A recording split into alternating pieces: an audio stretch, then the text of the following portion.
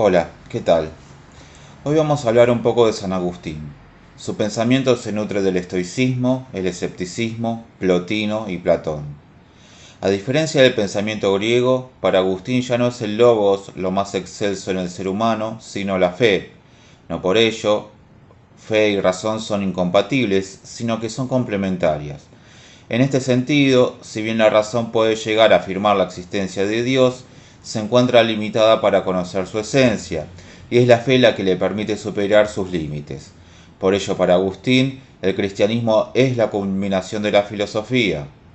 Ahora bien, la fe supone aceptar ciertos postulados de manera dogmática, y por lo tanto consiste en una forma de conocimiento basada en la autoridad.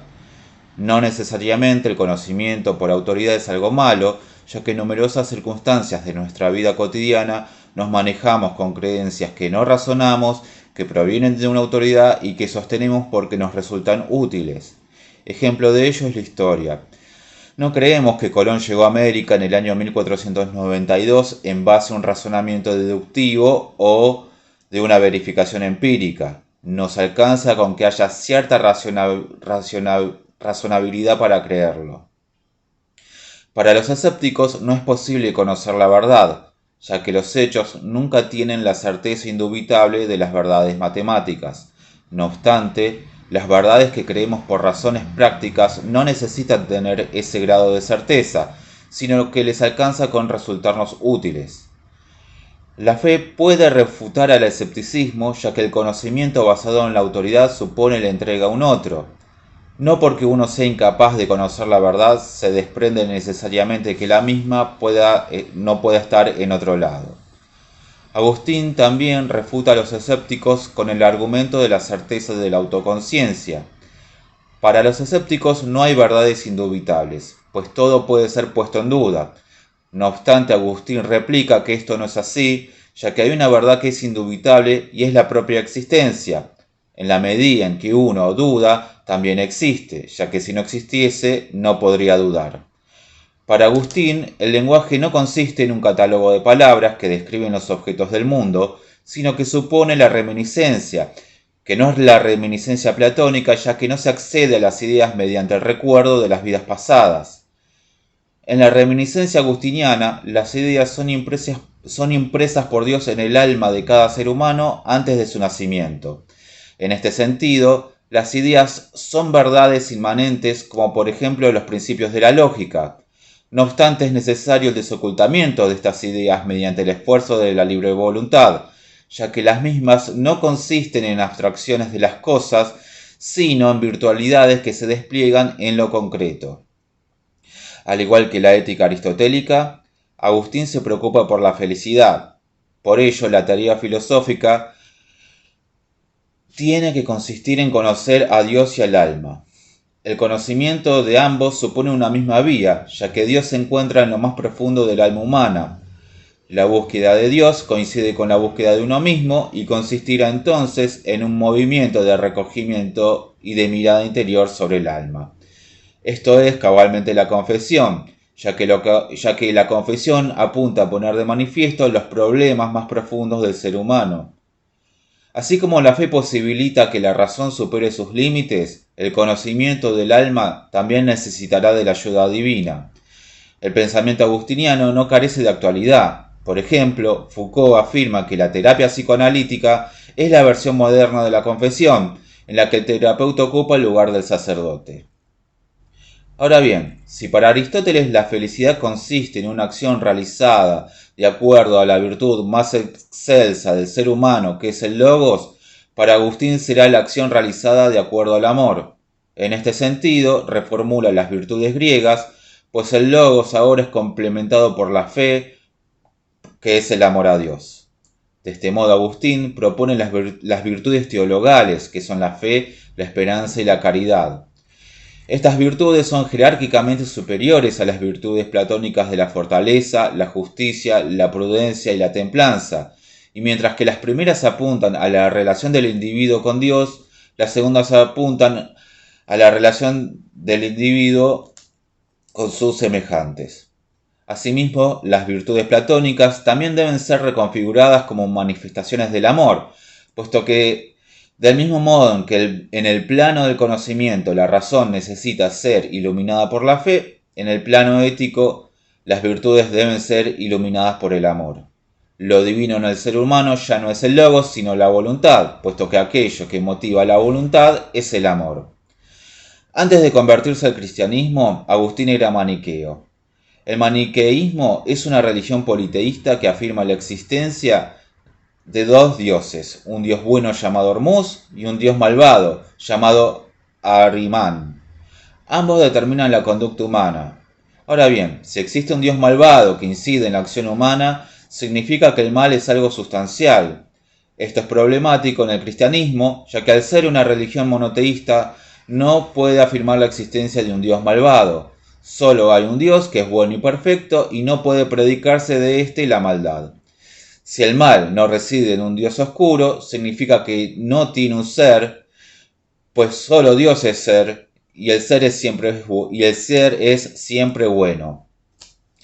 Agustín en este punto se topa ante el problema de explicar el mal y encuentra la solución a este dilema argumentando que el mal tiene su origen en la libertad de la voluntad. De este modo, Dios puede quedar exculpado. Sin embargo, ¿por qué el mal reside en la libertad de la voluntad? Pues por el pecado original que ha corrompido el alma humana, determinando una inclinación natural de la libertad hacia el mal. El pecado original fue cometido por Adán y Eva en el jardín del Edén, al desobedecer a Dios por comer el fruto del conocimiento del bien y del mal. El pecado asimismo es hereditario, ya que las almas individuales no son sino modulaciones del alma de Adán. Ahora bien, si el pecado original consiste en la desobediencia a Dios, el castigo divino consistirá en la interiorización de esa desobediencia en el ser humano. Es aquí donde entra en juego la sexualidad. Antes de pecar, Adán y Eva tenían relaciones sexuales y regían su sexualidad voluntariamente. Cuando pecan, el castigo que reciben es la imposibilidad de regir la sexualidad, de modo que ésta se ha vuelto incontenible para la voluntad. De ahí el origen del sentimiento de vergüenza. En consecuencia, como la relación sexual implica la procreación, el pecado original se transmite de generación en generación y es así como resulta ineludible para todo individuo. Es importante remarcar que el mal es un problema del alma y no del cuerpo, ya que el cuerpo es perfecto por ser una creación de Dios. De ahí la fuerte disputa que tiene Agustín con los estoicos. Los estoicos argumentan que las pasiones deben ser erradicadas, ya que, como sostenía Platón, el cuerpo es la cárcel del alma. Pero si las pasiones pertenecen al cuerpo y el cuerpo es bueno, de lo que se trata no es de extirpar las pasiones, sino de gobernarlas. Las mismas desobedecen a la voluntad por el castigo divino y no porque sean malas en sí mismas. Es la voluntad la que debe rectificarse a fin de poder regir nuevamente sobre la sexualidad. La concepción cristiana del pecado es diferente del pecado socrático. Para Sócrates el pecado no es una cuestión de voluntad sino de conocimiento, pues aquel que obra mal lo hace por ignorancia. Así, si el individuo conociera el bien, modificaría su conducta y ya no obraría mal. Por su parte, para Aristóteles el mal no supone una desviación de la libertad de la voluntad, sino de una privación del bien. Incluso Freud tiene su propia versión del pecado original, la que expone en su obra Tótem y Tabú. Allí nos remite al asesinato del padre primordial cometido por sus hijos a fin de poder tener acceso a las mujeres. Sin embargo, los hijos terminan experimentando una culpa terrible por el parricidio, la que también se transmite de generación en generación, puesto que la misma se inscribe genéticamente. Hay que agregar también que el pecado original mancha toda la naturaleza, de modo tal que el cuerpo de Adán y Eva se vuelve corruptible, posibilitando así dos tipos diferentes de muerte. La primera muerte es la separación del cuerpo y el alma, producto de la desobediencia a Dios. La segunda muerte es la condena eterna consistente en la repetición infinita de ese momento imposible que es el tránsito de la vida a la muerte. Agustín identifica el bien con el ser y define el ser como afirmación. En este sentido, Dios es el bien supremo, fuente de la felicidad y se revela en el alma humana. Solo Dios es ser, pues solo Dios puede consistir en una afirmación capaz de sostenerse por sí misma. Ahora bien, Dios crea el mundo a partir de la nada, y esto supone la imposibilidad de lo creado para afirmarse por sí mismo. Es decir, como la creación procede de la nada, solo puede afirmarse en su relación con Dios. Esto supone una distancia abismal entre Dios y la criatura. Asimismo, el pecado original implica la pérdida de la relación con Dios. Por lo tanto, la pérdida de toda posibilidad de fundamentarse. Como el pecado mancha toda la creación, es toda la creación la que ya no se encuentra en relación con Dios y por lo tanto la que carece de fundamento. Será necesaria la reconciliación del ser humano y Dios en virtud del amor para que la creación sea redimida.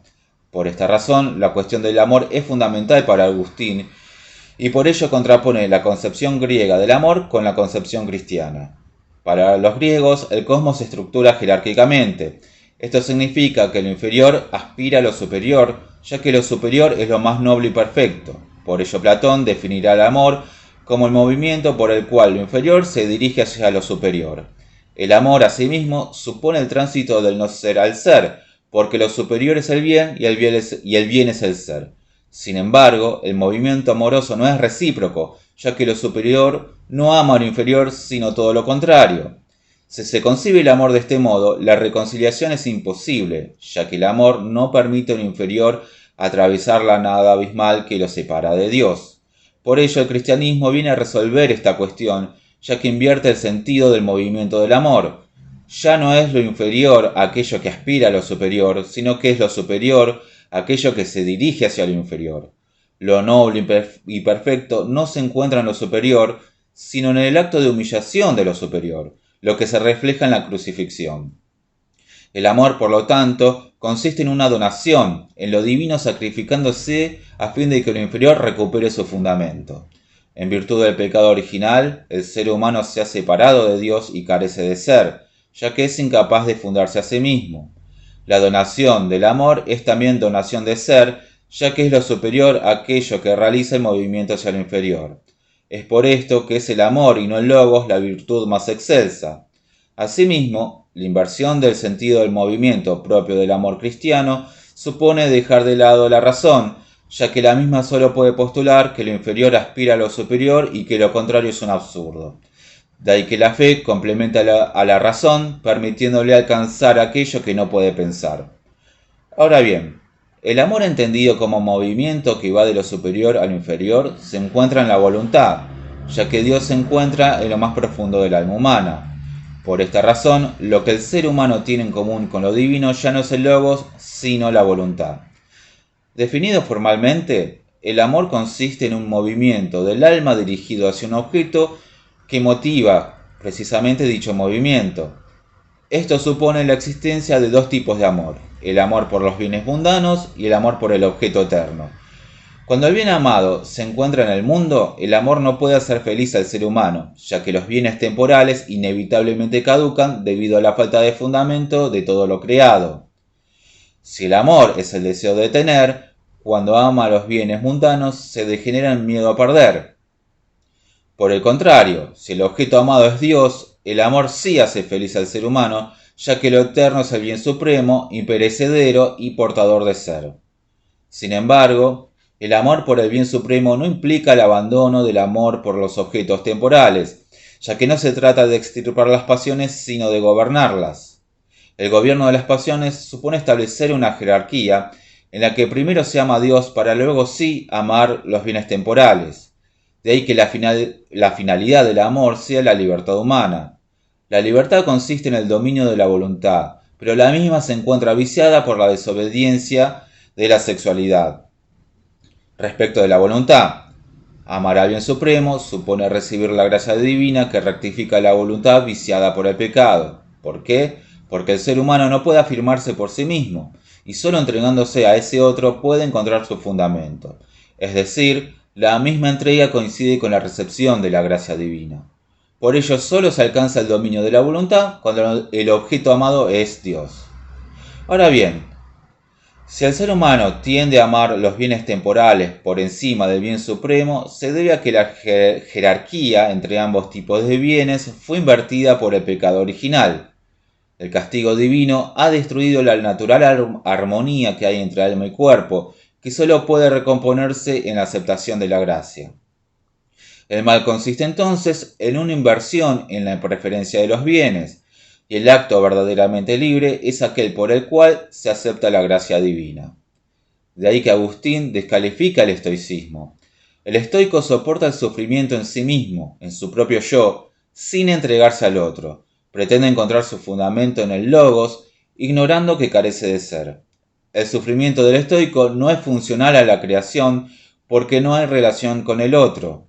Solo la reconciliación con ese otro permitirá la regeneración de toda la creación que ha caído en virtud del pecado. Por otra parte, la racionalidad que Agustín considera insuficiente cuando discute con los estoicos, sí la ejerce cuando discute con los paganos, a fin de desacreditar las supersticiones.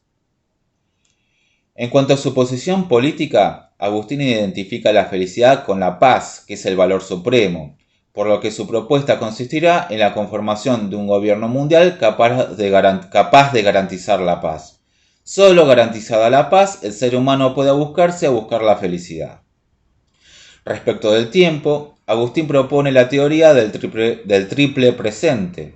En este sentido, argumenta que hay tres tiempos: el presente de las cosas pasadas, el presente de las cosas presentes y el presente de las cosas futuras. De este modo, el pasado consiste en el recuerdo de lo que ya no es, el futuro consiste en la expectativa de lo que todavía no es, y el presente consiste en la atención ejercida en un instante carente de duración. Conforme a esto, el alma es capaz de realizar tres operaciones distintas: recordar, prestar atención y esperar. La temporalidad pertenece a la creación y se opone a la eternidad divina, mientras que lo eterno consiste en lo estable, en el que todo se encuentra presente. El tiempo nunca se encuentra presente en su totalidad. En la teoría psicoanalítica podemos encontrar una versión de esta división entre tiempo y eternidad, ya que para Freud el yo es regido por el tiempo, mientras que el inconsciente es atemporal.